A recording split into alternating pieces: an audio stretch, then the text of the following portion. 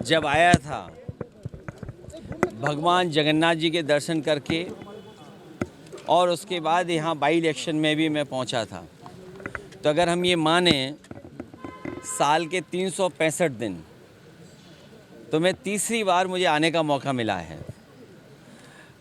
और उस समय जब बाई इलेक्शन था तो मैंने एक बात मंच के माध्यम से जनता के बीच में रखी थी कि हम पीडीए का पेड़ लगाने आए हैं और हमें उम्मीद है उड़ीसा की जनता, जो उनका पुराना समाजवादी आंदोलन रहा है जिसमें नेताजी और यहाँ के बहुत बड़े नेता विजू पट्टनायक जी और तमाम समाजवादी विचार के लोग साथ आकर के एक बड़ी ताकत बने थे।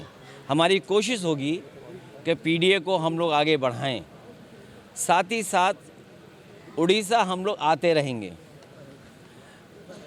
बीजेपी से जो लड़ने वाले दल हैं, बीजेपी जब पूरे देश में एक्सपोज होगी तब दिल्ली से हटेगी।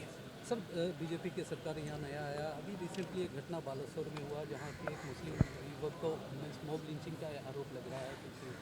कल ही क्या घटना है? बीजेपी का जो एजेंडा है वो कम्युनल एजेंडा है और बीजेपी जब जब कमज़ोर होती है और जब बीजेपी को लगता है कि विकास के माध्यम से या जो उन्होंने अपने मैनिफेस्टो में जनता को सपने दिखाए थे, अगर वो सपने पूरे होते नहीं दिखाई देते हैं तो वो कम्युनल रास्ता अपनाते हैं। कहीं भी देखेंगे आप तो बीजेपी जब कमज़ोर होती है या जो उन्होंने मैनिफेस्टो में जनता को वादे पूरे करने की बात जो रखी होती है, अगर पूरा नहीं कर पाते हैं तो वो कम्युनल रास्ता। इसीलिए समाजवादी पार्टी डिवीज़न की पॉलिटिक्स नहीं करना चाहती है, हम सबको जोड़ के राजनीति करना चाहते हैं। यही विज़न जो कार्यक्रम जगह जगह कर रहे हैं, डिवीज़न की पॉलिटिक्स ख़त्म हो, लोगों को जोड़ के एक साथ चलने की पॉलिटिक्स हो। बीजेपी क्लेम कर रहा है कि महाराष्ट्र इलेक्शन में इस बार उनका सरकार बनेगा, जो ठाकरे का सालों से राज था वो हटेगा। और महाराष्ट्र में बीजेपी से सीखने को भी बहुत कुछ है। वो पॉलिटिकल पार्टी नहीं है, वो पॉलिटिकली प्रोफेशनली रन करते हैं अपने आप को।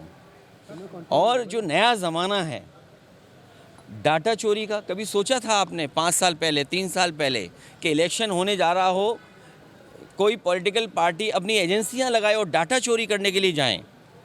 तो ये नए तरह की चीज़ें हैं। प्रोफेशनल पॉलिटिक्स करती है बीजेपी प्रोफेशनल गिनती करके डेटा पे एक एक बिंदी बैठा करके तब फैसला लेते हैं। इसलिए जिसको हराना है बीजेपी को, उसको उसी तरीके से तैयारी करनी पड़ेगी। और बीजेपी का रिसोर्सेज की कोई कमी नहीं है। उड़ीसा उनके हाथ में, तो रिसोर्सेज की कहाँ कमी होगी? जो जिस स्टेट पर भंडार हो नेचुरल रिसोर्सेज का, और वो जनता के लिए आए, गरीब जनता के लिए रिसोर्सेज इस्तेमाल हो। लेकिन बीजेपी अपने आप को मजबूत करने के लिए रिसोर्सेज यूज़ कर